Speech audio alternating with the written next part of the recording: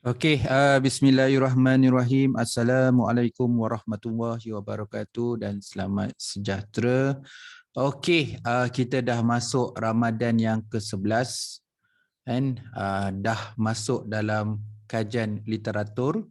Jadi kita dah selesai semalam untuk Ramadan yang ke-10 untuk siri pertama untuk literature review. Kita cerita tentang tujuan dan kepentingan menulis kajian literatur. Dan hari ini, okey, topik seterusnya adalah elemen utama. Kan? Elemen utama dan keseimbangan dalam menulis kajian literatur. Okey, jadi topik ini adalah kita nak tengok tentang elemen utama dan keseimbangan. Jadi untuk topik elemen utama dan keseimbangan ni, antara penting dalam penulisan literature review adalah kriteria. Kan? Saya ada tulis kat tepi tu, kriteria dan kandungan. Kena tahu kriteria, nombor satu kriteria, yang kedua konten, kandungan dalam menulis literature review yang dikhususkan kepada elemen utama. Elemen utama dalam menulis literature review yang memerlukan kepelbagaian. Tu bila sebut kepelbagaian tu banyak sumber yang perlu kita rujuk. Kekinian, update, citation tahun semasa, sumber-sumber yang terkini. Keseimbangan, melibatkan semua perspektif lah. Jangan hanya cerita literature review ni cerita tujuan je. Kajian lepas dia buat apa, beritahu dia buat apa je. Kenalah beritahu dari sudut teoretikal, dia rujuk teori konsep apa pemoleh ubah yang dipakai. Bila kita bincangkan keseimbangan, bab 2 ni kena cerita bab 3 juga. Kajian lepas guna metod apa design dia, apa populasi dia, berapa banyak jumlah sampel dia, berapa banyak instrumen dia, apa dia gunakan dalam validity dengan dia punya reliability. Kenalah bincang baru seimbang. Tak cukup lah bab 2, bab 3, bab 4 juga. Bab 4 kita punya analisis, kita punya result, dapatan semua. Kenalah beritahu dan bincang juga dalam literature review. Seterusnya berkaitan dengan kita punya sumbangan. Kajian lepas buat satu research dapat sumbangan. So sumbangan itu pun harus diperbincangkan. Okey, itu maksud kita punya hari ini Ramadan yang ke-11 tentang topik elemen utama dan keseimbangan. Okey. Dalam perkara tersebut, dalam topik itu pun ada 5 yang kita khususkan. Yang pertama kedalaman. Itu yang pertama kedalaman. Yang kedua keluasan. Lain tu dalam dia deep, luas tu macam kita meneroka, melibatkan banyak. Jadi saya sebut diversified, kepelbagaian sumber. Dalam kalau cerita umum dia umum. Ni kita deep lagi, ke dalam. Okey. Kekinian. Itu penting dalam sebuah penyelidikan. Bukanlah kata supervisor ataupun penilai sahaja je nak bagi komen kan, macam tak ada komen lain. Sikit-sikit nak 5 tahun terkini, sikit-sikit nak 5 tahun terkini. Itu kekinian. Kita nak realistik. So benda dalam literature review dalam 5 tahun tu masih lagi yang kata sesuai realistiknya dengan keadaan sekarang. Okey, pemahaman. Jadi bila tulis dalam literature review, yang semalam pun saya sebut pemahaman. Jadi pemahaman tu kena ada. Sebab literature review tu sebenarnya memang pemahaman. Okey, yang bila topik kita keseimbangan tu last kali memang keseimbangan. Jadi kita boleh tengok lah kan, penilaian bila tengok dekat bab 2 dan kita pun boleh tengok sendiri capai tak keseimbangan tu. Kurang review dekat analisis. Jadi review juga analisis. Tertinggal juga nak cerita tentang dia guna metod apa. Tak seimbang kat situ. Jadi kerapian lah. Penulisan literature review tu tulis banyak kan. Banyak muka surat. So banyak lah mistake sana sini. Jadi make sure yang tu pun kena ada buat kerapian. Okay. Jadi ada 5 perkara tu. Saya detailkan satu-satu. Kedalaman. Okey, bila nombor 1 ni kedalaman, memanfaatkan artikel jurnal. Buku, laporan, apa lagi dalam tu? Tak ada. Tesis dan bahan rujukan lain yang penting dan relevan. Sangat penting memanfaatkan tu. Jadi kalau baca artikel atau tesis tu bukan hanya baca literature review dan ambil literature review dia. Tu silap. Kita bina literature review berdasarkan bacaan kita yang ada idea dia dekat intro, ada LR dia, ada method dia, ada analisis, ada discussion dan conclusion. Biasanya kita ambil dekat bahagian dapatan dia. Nak cerita dapatan tu beritahulah dia guna method apa, dia gunakan teori apa. Jadi bukanlah kita ni macam dululah saya belajar zaman-zaman dulu bila tahun 2003, 2004 contohnya kan. Jadi bila saya nak tulis literature review, saya buka literature review. Ambil sikit. Tu bukan cara tulis literature review. Kadang-kadang saya tanya juga proposal defense, ada tak buat macam tu? Menulis literature review, buka tesis, tengok literature review dia, ambil. Apa yang kita boleh ambil? Kita boleh belajar cara teknik menulis. Jadi bila kita tengok literature review dia, oh take note, oh dia ada site abu ni, kena dapatlah full artikel abu, itu yang kita buat. Bestnya you pun highlight. Ada setengah orang buat literature review ni dia highlight, okay, dia highlight, kemudian malam nanti dia salin balik apa yang dia highlight. Bukan yang itu kan, itu bukan teknik literature review yang betul ataupun cara penulisan literature review yang betul. Literature review yang betul adalah bila kita membaca, bila kita baca, semalam kita dah beritahu, kita merekod. So bila merekod, kita dah ada katalah baca 20 artikel, kita dah rekod 20 artikel tu. Bila nak menulis, menulis ni tentang tema apa, nak cerita definisi. Oh, artikel pertama itu tak ada cerita definisi, artikel kedua ada. Jadi kita blendkan beberapa kajian lepas yang cerita tentang definisi. Jadi tulislah kita punya artikel jurnal berdasarkan topik atau tema. Bukan ambil literature review orang lain, kita ambil sikit, lepas tu kita gabung jadikan literature review. Dulu saya fikir macam tu. Ternyata apa yang saya fikir dulu tu tak berapa tepat. Jadi saya bila dah tahu, saya kongsilah pada semua supaya kita pun tak buat yang macam tu. Okay. Alright. Nombor 2 adalah keluasan. Kan? Kepelbagaian sumber. Adalah saya tulis kat sini basic lah kan.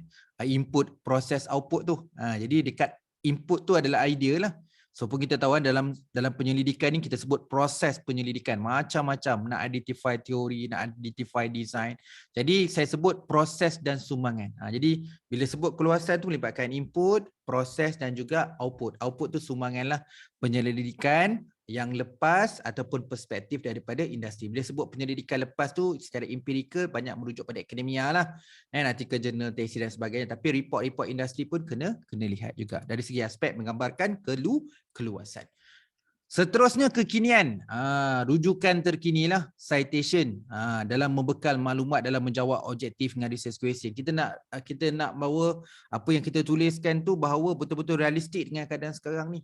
Sebab tu kita nak kena cari artikel daripada kajian-kajian yang terbaru. Dia realistik. Kemudian yang keempat adalah pemahaman penulisan secara berbincang ataupun perbincangan yang mudah difahami. Itulah sebab pemahaman. Penulis dah betul lah kaedah perbincangan, tapi faham ke tak faham? Mudah difahami atau tidak? Jadi kena tulis secara mudah difahami dengan adalah yang kita katakan aras dalam penulisan. Dengan kaedahkan secara kita buat rumuskan, kita buat analisis, kita buat analisis tu kita boleh analisis secara kita padanan atau bezakan dan kemudian kita buat sintesis. Ada masa kita kritis, patut kita kritik dalam penulisan tu untuk mencerminkan bahawa okey kita tahu kalau dia menulis literature review macam tu, kita tahu dia faham. Bila you faham dan kita pun mudah faham. Okey. Yang terakhir keseimbangan dan kerapian, pemilihan teori kena fikirlah dari segi aspek pemilihan teori, pemilihan konstruk, variable, tema, faktor, boleh ubah, Jadi begitu juga dengan metodologi analisis adalah relevan dan tersusun. Jadi keseimbangan tu kena tengok diversified kepelbagaian semua. Bila dah tengok ke semua baru tahu mana yang lebih sesuai, teori yang mana sesuai, faktor, boleh ubah dan tema. So apa metodologi yang sesuai dalam menjawab setiap objektif, question dan hipotesis supaya dia adalah relevan dan tersusun. Supaya kita punya method dan analisis adalah relevan dan tersusun. Okey, merujuk kepada semua elemen utama dan keseimbangan ni dalam menulis literature review. So kat sinilah yang supervisor akan tengok. Okey, cukup tak maklumat ni? Cukup tadi, cukup tak literature review? Jadi bila nak cukup je literature review tu adalah kecukupan maklumat. Ada kepelbagaian sumber yang relevan dari segi artikel, jurnal, tesis dan laporan dan lain-lain. Okey, yang kedua adalah keperluan. Jadi kenapa purpose? Kita pun nak tahu, betul tak? Kan saya katakan tadi, penilai akan tengok why and how, especially why. Jadi bila dia menulis literature review ni, keperluan dalam mengenal pasti penulisan literature, method dari segi dapatan dia tak? Jadi bila kita tengok kat sini, dia menulis literature review tu short sendiri ke ataupun dia dah tahu. Okey, saya menulis literature review ini untuk beri satu panduan dan jalan kepada bahagian metodologi, ke bahagian analisis dan dapatan.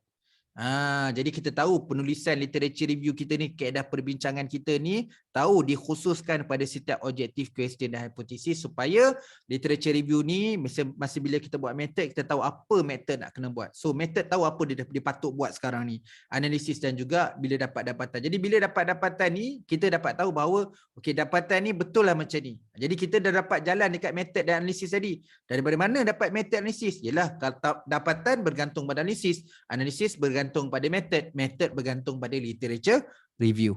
Okey, seterusnya adalah kandungan. Konten kita yang relevan, menulis secara perbincangan dan kepelbagaian sumber. Jadi kandungan pun sangat penting lah. Cukup maklumat tapi kandungannya tak ada. Jadi kandungan tu sangat penting, kita punya section, kita punya outline, section and subsection. Okey, macam mana kita menulis perenggan tak perenggan, perenggan demi perenggan tu sangat-sangat penting. Okey, last sekali, literature review juga banyak dapat teguran dari segi formatting dan cara penulisan akademia. Jadi kenalah rujuk buku akademik flashbank yang bersesuaian untuk akademia, rujuk panduan universiti dan cara APA, citation yang terkini. Jadi gunakanlah tools yang ada. Kita ada aplikasi penggunaan Microsoft Word, kita ada Mendeley dan EndNote untuk pengurusan referral tool, dan kita ada kamus, kita ada yang check English spelling error dan sebagainya. So gunakanlah perisian-perisian yang ada untuk memudahkan dan meningkatkan kecekapan dan mengurangkan error dalam penulisan literature review maupun keseluruhan tesis. Okey. Di bahagian elemen utama dan keseimbangan ni pun bila sebut banyak term saya gunakan perbincangan. So saya nyatakan sini 10M yang dikatakan bagaimana nak menulis dalam konteks perbincangan. Okey, yang pertama menyamakan. Ialah bila kita buat kajian, kita kajian lepas, kajian A pun dapat tu, kajian B pun dapat tu. Jadi kita boleh menulis literature review. Beberapa kajian lepas oleh Ahmad dan B menunjukkan bahawa terdapat persamaan dapatan. Kita menyamakan. Nombor satu, menyamakan. Jadi itu namanya cara penulisan perbincangan. Bukan cerita one way. Menyamakan, bila ada dua kajian, secara minimum boleh dapat kategori menyamakan. Kedua, membezakan. Membezakan. Bezalah kajian sekian, result yang berbeza, guna metod yang berbeza, teori yang berbeza. Okey, menggabungkan. Jadi untuk meningkatkan kefahaman tentang topik ni, beberapa kajian lepas menggunakan ni, kajian sebelum ni menggunakan tu. Oleh demikian, untuk keadaan sekarang yang berhadapan dengan COVID, kedua-dua ni perlu digabungkan. Nampak? Literature review seterusnya menggabungkan. Okay, kemudian bila kajian lepas banyak menyebut perkara ini, tapi you boleh buktikan bahawa perkara ini tidak diperincikan. Secara ini tidak diperjelaskan secara mendalam. Jadi seterusnya memperincikan. Jadi ada setengah-setengah kajian, direction kita nak buat research, dan apa yang kita nak buat tu kajian lepas pun buat benda yang sama. Jadi kita menyokong. Ada statement daripada sini, kita sebagai penulis ataupun sebagai researcher menulis dalam literature review, kita boleh buat conclude juga. Dan dia conclude yang berjustifikasi. Maksudnya kena ada justifikasi juga. Jadi menyokong. So ada yang menyokong, lawan dia menyangkal. Menyangkal tu sebaliknya lah. Sebaliknya. Kat situlah yang kita kritis, kita kritik, menyangkal. Jadi dengan keadaan COVID ni, elemen itu dia agak kurang sesuai. Ini kerana, tu yang kena menyangkal, kena ada justifikasi. Okey, lepas tu menganalisis. Bila menganalisis ada kadang-kadang bila kita tengok kajian lepas keluar figure atau numerical yang ni, yang lepas, so kita ambil semua, ada masa kita campur, ada masa kita tolak. Dalam statistik ada yang macam kita data tu kita campur, dia cover sampai 2010 je, kita tambah lagi 2011, 12. Jadi benda tu kita add on. Jadi kita harus menganalisis. Menganalisis ni aspek dia luas. Kemudian mensintesis. Jadi sebenarnya perkataan sintesis tu boleh merujuk pada perkataan-perkataan atas tu, tapi saya letak juga satu term mensintesis lah. Jadi mensintesis ni bila kita ada beberapa artikel, bila kita review, jadi kita keupayaan, capability seorang researcher ataupun authors atau penulis ni menggunakan semua data tu untuk menceritakan apa yang ada tu dari segi positif tone cara menulis ataupun negatif ataupun cara perbincangan. Perbincangan tu tak ada. Jadi macam mana kita nak olah perbincangan tu, perlu ada kreativiti. Jadi sintesis ni sebenarnya satu elemen cara nak menulis literature review secara kreatif dan kritis. Kemudian mengkritik. Bukanlah semua nak mengkritik. Kalau tanya saya pun kadang saya kritik. Ialah keadaan sekarang ni ada banyak-banyak figure baru. Contoh ada dalam perakaunan ada elemen baru, dan elemen baru tu tak ada dekat zaman-zaman dulu. Jadi kalau kita nak pakai yang lama, saya kritik lah, yang kata itu kurang sesuai, kerana sebab tu bila kita kritik, kita kena buat justifikasi.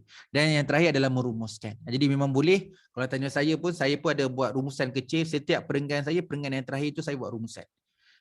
Bila dah habis 2.1, jadi perenggan yang terakhir atau 2 perenggan terakhir itu pun kita buat rumusan.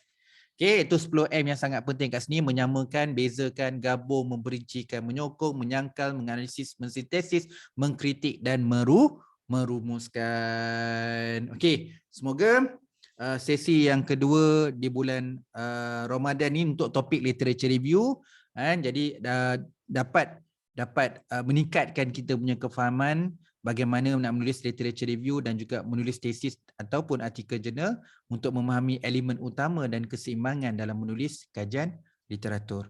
Okey, terima kasih banyak-banyak. Mohon maaf jika ada kesilapan, kekurangan dalam menyampaikan ilmu ni. Saya doakan semoga semuanya sihat dan mendapat manfaat dan kita akan gunakan ini untuk tujuan yang baik. Okey, sekali lagi saya ucapkan terima kasih. Assalamualaikum dan selamat sejahtera.